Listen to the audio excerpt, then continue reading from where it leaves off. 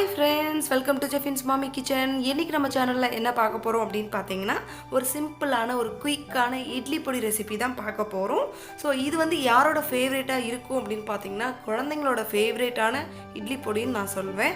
So உங்க வீட்ல யாராவது குழந்தைங்க இருந்தாங்க அப்படினா இந்த பொடியை ட்ரை பண்ணி பாருங்க. கண்டிப்பா எக்ஸ்ட்ரா 2 இட்லி சாப்பிடுவாங்க. சோ வாங்க फ्रेंड्स இது எப்படி செய்யறது நம்ம பார்க்கலாம்.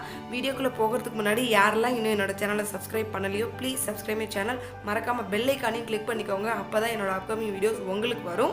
ஸோ ஃப்ரெண்ட்ஸ் இந்த பொடி செய்யறதுக்கு தேவையான பொருட்கள் நான் எடுத்து வச்சிருக்கேன். அதுவும் பார்த்தீங்கன்னா கரெக்டாக மெஷர் பண்ணி எடுத்து வச்சிருக்கேன். அப்போ தான் உங்களுக்கு ரொம்ப யூஸ்ஃபுல்லாக இருக்கும் அப்படின்னு சொல்லிட்டு நான் கரெக்டாக இன்றைக்கி எடுத்துருக்கிற பொட்டுக்கலையோட கிராம்ஸ் எவ்வளோ அப்படின்னு பார்த்தீங்கன்னா 200 கிராம்ஸ் எடுத்திருக்கேன். அப்புறம் பார்த்தீங்கன்னா ரெட் சில்லி எடுத்திருக்கேன், வரமிளகா மீடியம் சைஸு கரெக்டாக 15 எடுத்து வச்சுருக்கிறேன். அடுத்து பார்த்திங்கன்னா கருவேப்பிலை எடுத்து வச்சுருக்கேன், கரெக்டாக 20 லீவ்ஸ் எடுத்து வச்சுருக்கிறேன். அதுக்கப்புறம் பார்த்திங்கன்னா 3/4 டீஸ்பூன் வந்து பெப்பர் எடுத்து வச்சுருக்கிறேன். அதுக்கப்புறம் பார்த்திங்கன்னா 1 டீஸ்பூன் ஜீரகம் எடுத்து வச்சுருக்கிறேன். அப்புறம் மலை பூண்டு வந்து கரெக்டாக வந்து 5 எடுத்து வச்சுருக்கிறேன். சின்ன சைஸாக இருந்தால் நீங்கள் 10 எடுத்துக்கலாம். அப்புறம் பெருங்காயம் எடுத்து வச்சுருக்கேன், தேவையான அளவு உப்பு எடுத்து வச்சுருக்கேன், தேவையான அளவு ஆயில் எடுத்து வச்சுருக்கிறேன்.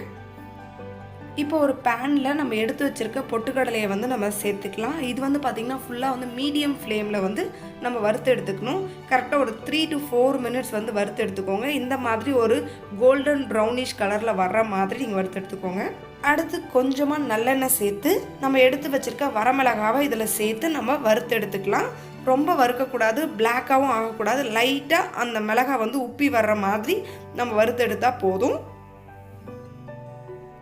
அடுத்து எடுத்து வச்சுருக்க ஜீரகத்தை நம்ம வறுத்து எடுக்கலாம்.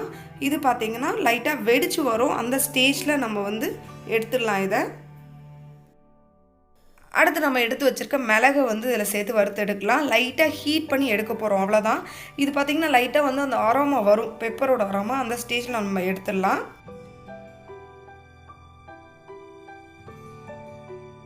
அடுத்து நம்ம எடுத்து வச்சுருக்க கருவேப்பிலையை வறுத்து எடுத்துக்கலாம். நான் கருவேப்பிலை சேர்க்கறதுக்கு காரணம் என்ன அப்படின்னு பார்த்தீங்கன்னா அந்த ஃப்ளேவர் ரொம்ப நல்லாயிருக்கும், ப்ளஸ் வந்து ஹெல்த்துக்கும் ரொம்ப நல்லது. ஸோ அதனால் நான் இதை சேர்த்துக்கிறேன்.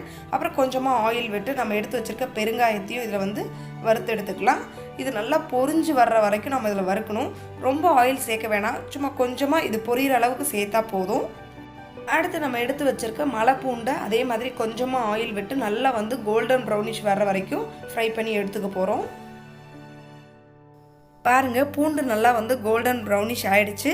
இந்த ஸ்டேஜில் நம்ம வந்து ஃப்ளேம் ஆஃப் பண்ணிவிட்டு இது எல்லாத்தையும் ஒரு சில்வர் பிளேட்டில் எடுத்து ஆற வச்சு எடுத்துக்கலாம். பாருங்கள் ஃப்ரெண்ட்ஸ், சூப்பராக ஆறிடுச்சு. இதை நம்ம கையில் தொடும்பொழுதே பார்த்திங்கன்னா ஒரு மிக்சர் டெக்ஸ்சரில் இருக்கும். அப்புறம் இந்த மிளகாவுடைய காம்பெல்லாம் நம்ம நீக்கிட்டு நம்ம இதை வந்து தேவையான அளவு உப்பு சேர்த்து அரைச்சி எடுத்துக்கலாம். இது பார்த்திங்கன்னா கண்டிப்பாக இட்லி தோசைக்கு சூப்பரான ஒரு சைட் டிஷ்ஷுன்னு தான் நான் சொல்லுவேன். அவ்வளோ டேஸ்டியாக இருக்கும், ப்ளஸ் வந்து ரொம்பவும் ஹெல்த்தி.